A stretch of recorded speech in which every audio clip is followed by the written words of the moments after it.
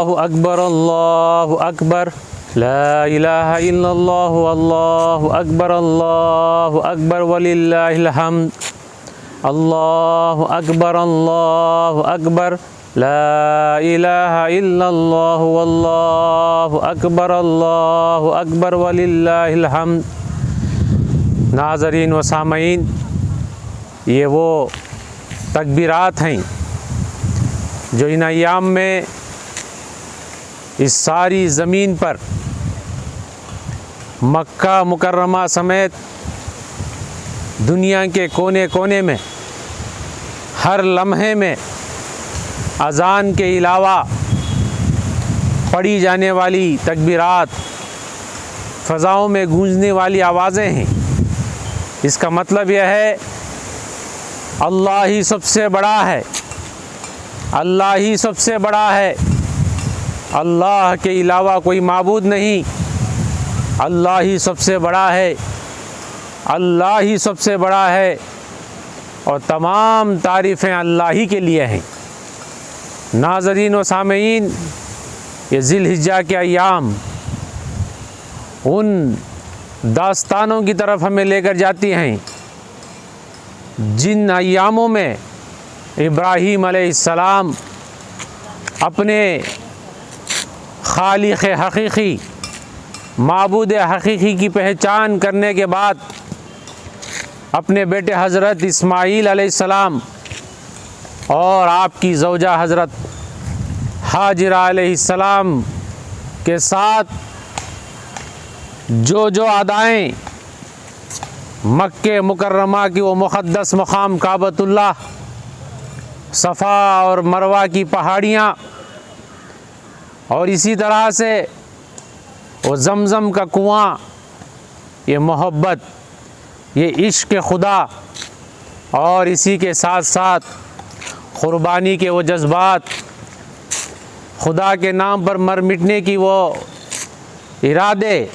وہ اعمال جو ان ایام میں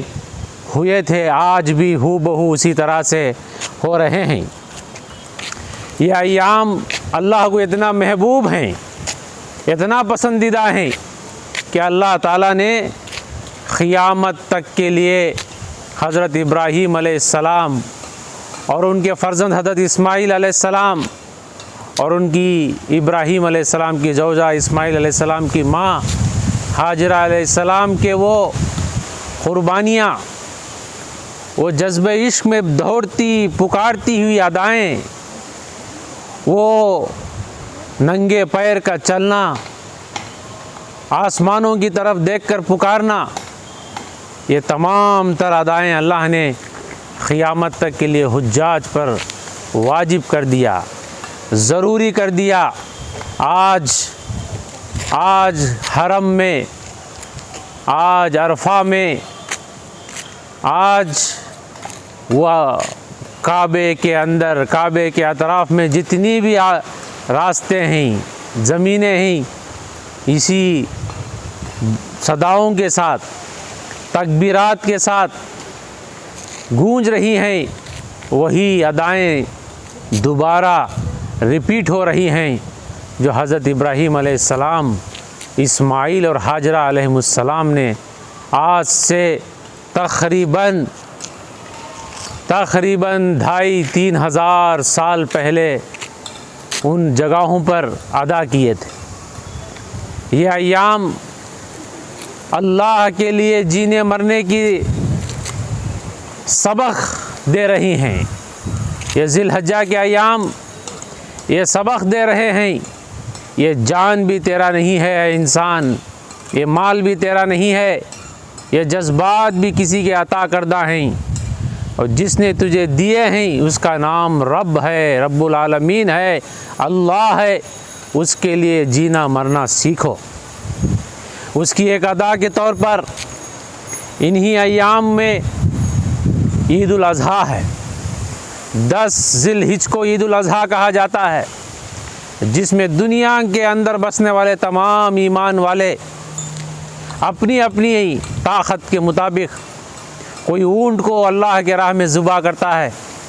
کوئی بڑے بڑے جانور کو، بیل کو اللہ کے راستے میں ذبح کرتا ہے، کوئی دمبے کو، کوئی بکرے کو ذبح کرتا ہے، اور یہ پیغام دیتا ہے اپنے جانور پر چھری چلاتا ہوا کہ اے اللہ، یہ تیرا حکم ہے کہ تو نے جانور کو تیرے راہ میں دینے کے لیے ہم کو حکم دیا، ورنہ ہماری جان بھی تیرے لیے حاضر ہے۔ دراصل یہ قربانیاں اللہ کے لیے جینے مرنے کا جذبہ عملی طور پر پیش کرنے کا ایک نمونہ ہے۔ سامعین اکرام، یہ زمین، یہ آسمان، یہ فضائیں، یہ سمندر، یہ چاند و سورج کا نظام، یہ تاروں کا نظام، یہ جتنا بھی نظر آنے والا نظام ہے، یہ سب اللہ کی بڑائی بیان کر رہے ہیں، اللہ کے حکم پر چل رہے ہیں۔ انسان کو بھی اللہ تعالیٰ انہی کی طرح مسلم بننے کی طرف قرآن میں بار بار ترغیب دیتا ہے،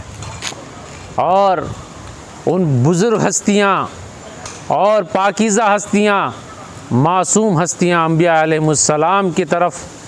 ان کی زندگیوں کی طرف قرآن بار بار دعوت دیتا ہے کہ دیکھو ہمارے فرما بردار کس طرح سے ہمارے فرما بردار بن کر ہمارے پاس پہنچ گئے۔ عرفہ کا وہ میدان، وہاں کی وہ فضائیں، اللہ تعالیٰ کا نیک اور صالح سچا بندہ، اور سب سے پہلا انسان حضرت آدم علیہ السلام، اور ان کی زوجہ محترم انسانیت کی ماں حوا علیہ السلام کا وہ توبہ استغفار کا منظر، وہ تڑپنا اور بلکنا، اللہ کے سامنے ندامت کا اظہار، اور اللہ کی بندگی میں اپنے آپ کو سپرد کرنے کا وہ نمونہ اسی عرفات کے میدان میں پیش آیا تھا۔ اللہ کو وہ ادا اتنی پسند آئی، اللہ نے اس کو اتنا قبولیت عطا کی کہ قیامت تک جو کوئی اس نمونے کو پیش کرے گا، اس میدان عرفہ میں وقوف کرے گا، جا کر ٹھہرے گا، صرف وہ ادا کی نقل کرے گا، اللہ اسے حج کا اجر دیں گے۔ حج جیسی عبادت اس کے مقدر میں لکھی جائے گی، اس کے نام اعمال میں لکھا جائے گا۔ آج وہ حجاج کا مجمع، وہ عشق و محبت میں ٹھاٹے مارتا ہوا مجمع عرفات کے میدان میں تکبیرات کہہ رہا ہے، لبیک اللہم لبیک لبیک لا شریک لک لبیک ان الحمد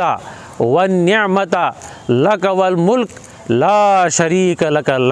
لا شریک لک۔ یہ فضاؤں میں گونج رہی ادائیں، یہ الفاظ، یہ جو ہے حاضر ہونے کے تکبیرات، اللہ کی بڑائی اور اللہ کی کبریائی، اس کی دی ہوئی نعمت، اس کے عطا کردہ نعمتوں کے اظہار کے ساتھ، شکر گزاری، حاضری کے جذبے کے ساتھ، پورے ندامت کے ساتھ آج عرفہ کا میدان ساری دنیا کو پیغام دے رہا ہے، دنیا کے انسانوں، تمہاری ابتدا جن دو انسانوں سے ہوئی تھی، آدم اور حوا، آج اسی میدان سے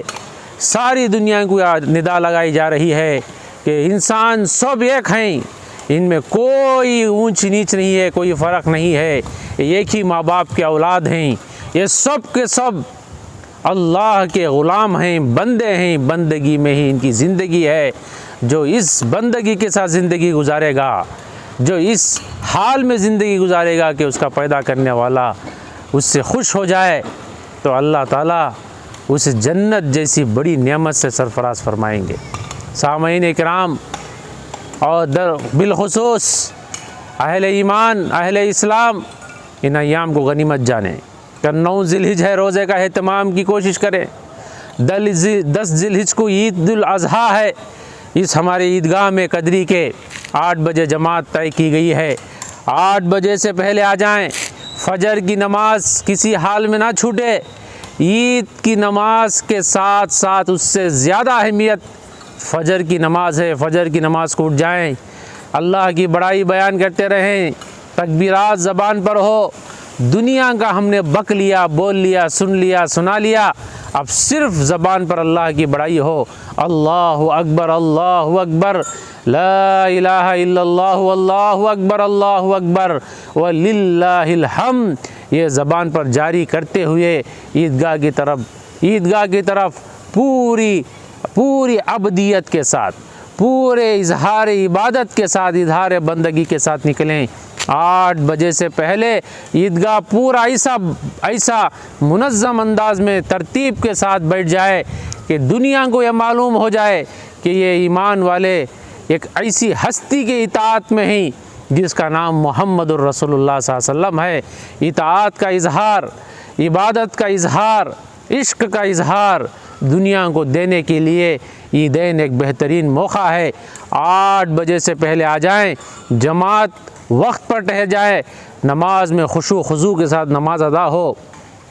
رب ذوالجلال کے سامنے حاجتیں پیش کی جائیں، سارے عالم میں امن کے، سلامتی کے، عافیت کی دعائیں کی جائیں، اس کے بعد اپنے جذبات کے ساتھ قربانی کو پیش کیا جائے، محمد الرسول اللہ صلی اللہ علیہ وسلم کی سنت کے نیت کے ساتھ، ابراہیم علیہ السلام کی ملت کی اور نہج کے نیت کے ساتھ ادا کی جائے۔ اللہ تعالیٰ سے دعا ہے اللہ تعالیٰ ہم سب کو اس کا سچا بندہ بننے، اس کا خالص بندہ بننے، شرک سے محفوظ رہنے اور ہر قسم کے نفاق سے محفوظ رہتے ہوئے اس کے لیے جینے اور مرنے کی توفیق نصیب فرمائے۔ سارے عالم میں بالخصوص ہمارے ملک میں امن کے، سلامتی کے، انصاف کے، انسانیت کے فضاؤں کو عام فرمائے، خصوصاً ہمارے شہر قدری میں